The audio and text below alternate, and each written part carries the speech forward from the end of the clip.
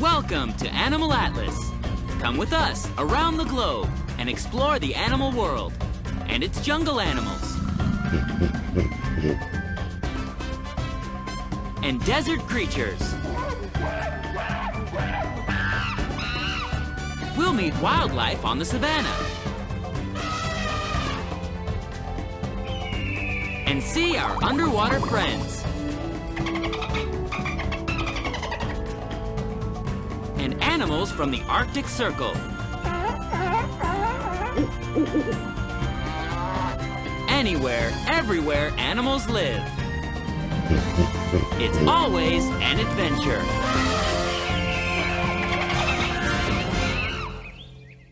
Today on Animal Atlas, we're going in search of bears.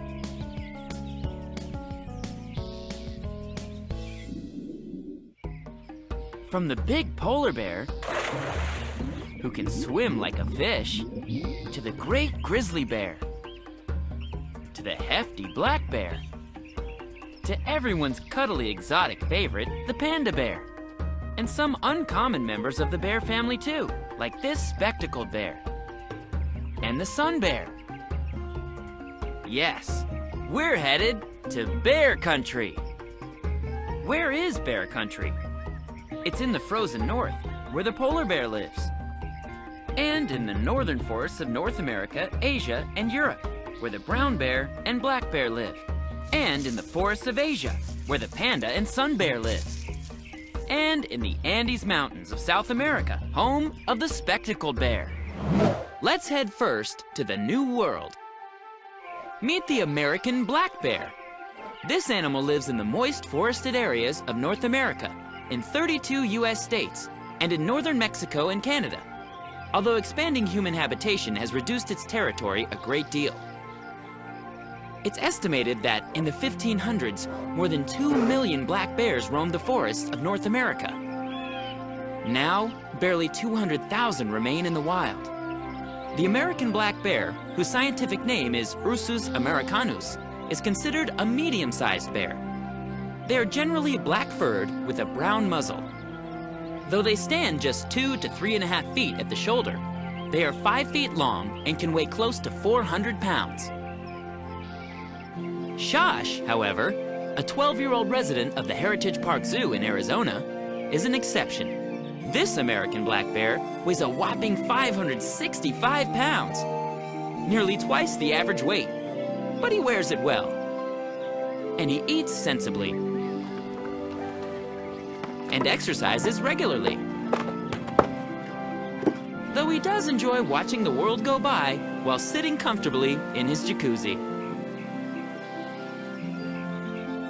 His story is a touching one. When Shosh was just 3 months old, his mother was illegally shot by a hunter. But the hunter did the right thing by turning himself in and leading the rescuers to the location of the helpless orphan cub. Shosh was lovingly cared for by humans, and he survived. But without his mother to teach him how to be a bear in the wild, he is dependent on humans for the rest of his life. But Shosh is doing just fine. Thank you very much. American black bears, in fact, are the subject of some of our favorite animal stories. Think of the teddy bear. More than 100 years ago, President Theodore Roosevelt, known as Teddy, joined a hunting party in Mississippi. The hunters were in pursuit of black bears, like Shosh, or like this fella. But the only bear that the hunters could find was an old one who was too tired to run very fast. Someone caught it and tied it to a tree and offered it to the president to shoot. What did Teddy Roosevelt do? He pardoned it, of course, and set it free. Almost immediately, the plush bears we are all familiar with started appearing everywhere. Teddy's bears. But that's not all. The United States Forest Service's mascot, Smokey the Bear, is also an American black bear. Smokey's real-life counterpart was a living bear cub who was caught in a wildfire in the Capitan Mountains in 1950. Though his paws and hind legs were burned, he survived. Hopefully, Smokey also had a nice tub of water to soothe his scorched hide. Actually, bears have long been the subject of stories, legends, and fables. There's Paddington Bear, and Winnie the Pooh, and Yogi Bear, and Care Bears, and Goldilocks and the Three Bears, and many, many more. Bears do look cuddly, especially when they're babies. But when brown bears are fully grown, they're more impressive and intimidating than cuddly and comforting. Although, seeing one delicately nibble on an apple might make you think twice. In Alaska, the brown bear and the moose are symbols of the wild outdoors. People from all over the world travel here to watch scenes like this. Bears are some of the most recognizable animals in the world. But what are they exactly? Bears are related to the dog family, and the family resemblance is nowhere more clear than in the long snout. The dog family, of course, is more than just domestic dogs. There's wolves and foxes too. But where members of the dog family are carnivores, most bears are omnivorous, meaning they will eat just about anything. From fruit to vegetables to insects, including flies on paws. Yum! Polar bears are the exception. They're the one completely carnivorous bear, their favorite food being seals. Sorry, but it's true. Though bears have good hearing and eyesight, at least as good as ours, it's their sense of smell that's extraordinary. Bears use their sense of smell to find food, or even just to gather information about the world around them. How good is a bear's sense of smell? This polar bear would be able to smell carrion, like a dead whale, 20 miles away. That's some nose. When we come back to Animal Atlas, we'll travel deeper into bear country. But first, let's see if you can guess this animal fact. Which is the world's largest land-based predator? A, tiger. B, lion. C, polar bear.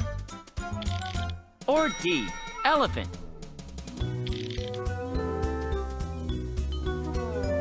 The answer coming up when we return to Animal Atlas. We're back. Did you guess the right answer to our question? Which is the world's largest land-based predator? The answer is C, the polar bear. Yes, the polar bear can weigh up to 1,500 pounds, or as much as 10 grown men. Alaska's Kodiak bear, a kind of brown bear, can also weigh up to 1,500 pounds. So some biologists think the statistic of biggest land-based predator is a tie. Clearly, this polar bear is trying to bulk up and break the tie. The tiger, by comparison, may be the world's largest cat, but it only weighs up to 660 pounds, nowhere near as big as the polar bear. Although, like the polar bear, the tiger can be a pretty good swimmer. And the lion may be the king of the jungle, but a male weighs at most 550 pounds. Just enough to scare a wildebeest. An elephant may be the biggest land animal, period, weighing as much as 20,000 pounds, or as much as 13 polar bears. And that's impressive, but elephants aren't predators. They're herbivores. The great grizzly bear, one of the largest bears in the world, is a type of brown bear, the Alaskan brown bear. And the polar bear is descended from brown bears who just kept heading north, beyond the trees, to where the land vegetation was almost non-existent. If you're starting to think that the reason we don't find bears in Africa is because bears are only found in the northern hemisphere, meet the spectacled bear. This bear is South America's only bear. Spectacled bears live in the Andes mountain range and outlying areas, from western Venezuela to Bolivia. What other animal might they have found in the wild in years gone by? The llama, for one. Yes, the Andes forests are quite different from forests in the north. The home of the spectacled bear is rainforest and cloud forest. Though spectacled bears are medium-sized bears, they are the second largest land mammal in all of South America. Only the tapir is larger. Spectacled bears are the last remaining representative of the short-faced bears. But it is their markings which really distinguish them. Whitish or cream fur spectacles bring the spectacled bear's eyes. like a pair of glasses or spectacles, giving each individual bear a distinctive set of markings. In fact, no two animals have the same facial markings. Their spectacles are completely unique, in the same way that no two zebras have the exact same stripe pattern, or no two gorillas have the same nose print, or no two humans share the same fingerprints. When scientists study these pairs in the wild, they photograph them for identification. Spectacled bears aren't the only bears found in the southern hemisphere. There's one more bear living below the equatorial line. The sun bear, the smallest member of the bear family, weighing only an average of 100 pounds, about the weight of one of Shash's forearms. The sun bear also has the shortest and sleekest coat of all the bears, probably an adaptation to the warm lowland climate where they live, in the subtropical regions of Southeast Asia. Who might a sun bear meet in the forest where it lives? Would you believe an orangutan? This bear country is a far cry from the wolves and mountain lions in the American black bear's territory, wouldn't you say? Sun bears are also called honey bears, and it's easy to see how this animal's extra long tongue is perfectly suited for getting at honey and insects, inside of trees and other tight places. Yes, they do enjoy the sun, but that's not why they're called sun bears. See that pale orangish yellow horseshoe-shaped crescent on the sun bear's chest? In folklore, that marking is said to represent the rising sun. In the Malay language, sun bears are also called Basindo nan tenggil, which means he who likes to sit high. Yes, here's a bear who likes to sit high, tongue ready, in case there's honey or insects to be had. Another bear with very distinctive markings is the giant panda. Their black and white fur, with black around the eyes and ears, on a white furred face, have made these animals one of the most easily recognized animals in the world. Right up there with the giraffe, or the elephant. Giant pandas aren't giants when compared to brown bears, or black bears for that matter. But they can still tip the scales at over 200 pounds. Yes, they're bigger than we are. Well, most of us. But you aren't likely to see one in the wild. They live only in the dense bamboo forests of western China. Pandas have the smallest range of any bear and the most limited diet. They only eat bamboo, which grows where they live. It took biologists a long time to decide if the giant panda was actually a bear, or if it was more closely related to the raccoon family. But thanks to DNA testing, the final verdict is in. The great panda is one great bear. It's related to the American black bear, the brown bear, sun bears, spectacled bears, and polar bears too. When we come back to Animal Atlas, we'll take a closer look at the biggest bear on Earth. But first, let's see if you can guess this next animal fact. Which continent is not home to a bear? A, Australia. B, Asia. C, South America. Or D, Europe. Don't go away. The answer coming up right after this on Animal Atlas. We're back. Did you guess the right answer to our question? Which continent is not home to a bear? The answer is A, Australia. Yes, we already know that in the wild, we aren't going to find a bear lumbering along in the same vicinity as an African elephant, or a giraffe, or a rhinoceros for that matter. But neither are we ever going to find a bear where the kangaroos hop, hop, hop by, or where the koalas live in eucalyptus trees. Ha! Did we fool ya? No, koalas may sometimes be called koala bears, but they're not bears at all. They're marsupials, pouch-bearing mammals just like the kangaroo, or the wallaby. The word bear probably got linked to koala because this distinctive animal looks, well, cuddly, like a plush toy. Cuddly, like a teddy bear. See? It's almost more teddy bear-like than a bear. But aside from koalas and bears both being mammals, there's no relation at all. But no bears in Antarctica? Think we forgot about the polar bear? No. The polar bear is an Arctic bear, all right, but this mighty bear dwells in the frigid north, in the vicinity of the North Pole. And not in the south, where you'd be likely to meet this recognizable creature. No, you will never see these two animals together in the wild. Penguins hail from the south, while polar bears are the apex predator of the southern edge of the Arctic ice pack, in the vicinity of the North Pole. Yes, the range of the polar bear covers the top of the world, where there's very few animals other than the polar bear, seals, and maybe a beluga whale. In the wild, polar bears spend most of their time on coastal land, near open water. Polar bears are solitary animals who are active at all times of the year.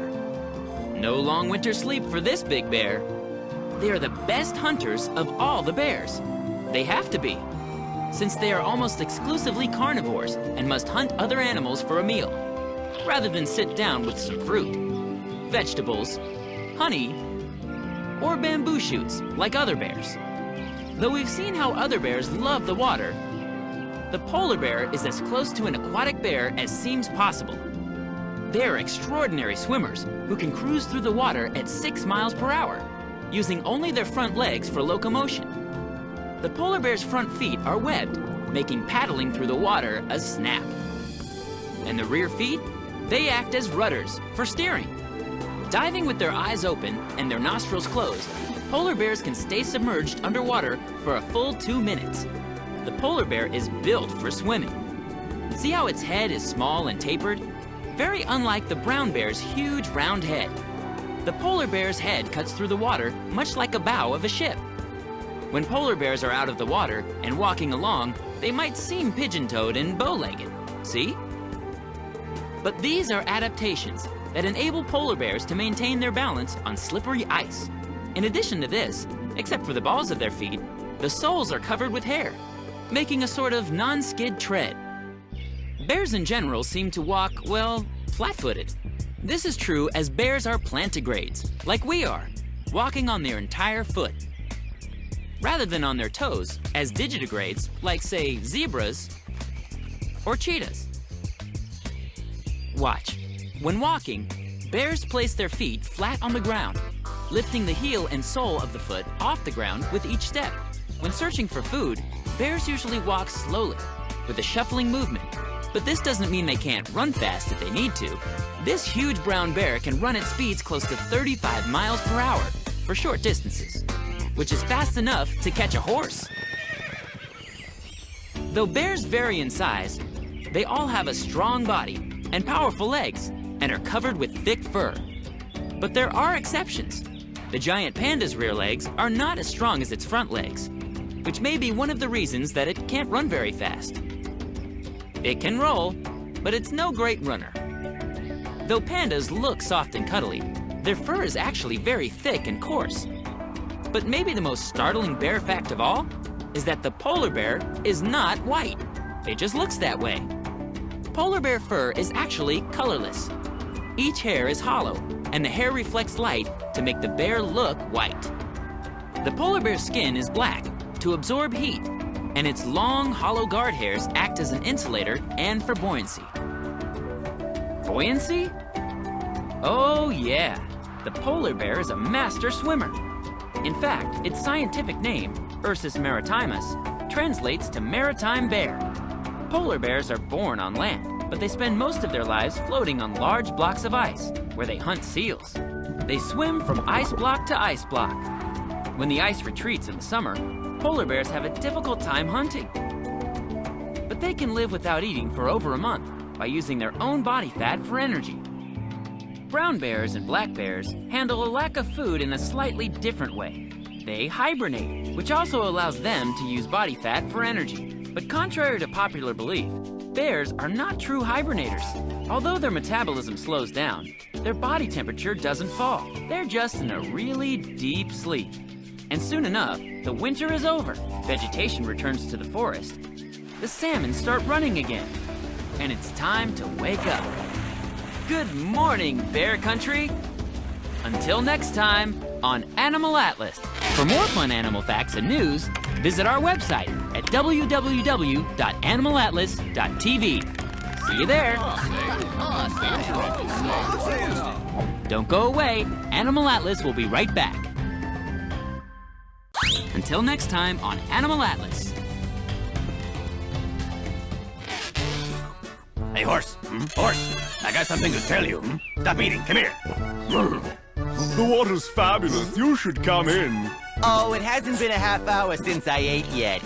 Oh, right there. Right there. Oh, yeah, that's the stuff. You got any milk? That's a good one, Steve. I don't get it. Gold! Yepper, I'm jigging for gold. Hey, man, I can kick really high. Want to see? Sure, go ahead. Whoa, watch the face, bro. Hey, horse. Horse, I don't like you. Told him.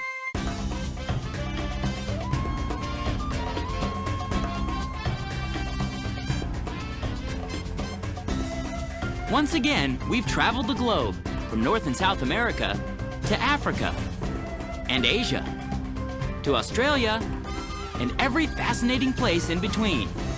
We've met all kinds of incredible animals and learned some important facts about their ability to survive and flourish on our planet.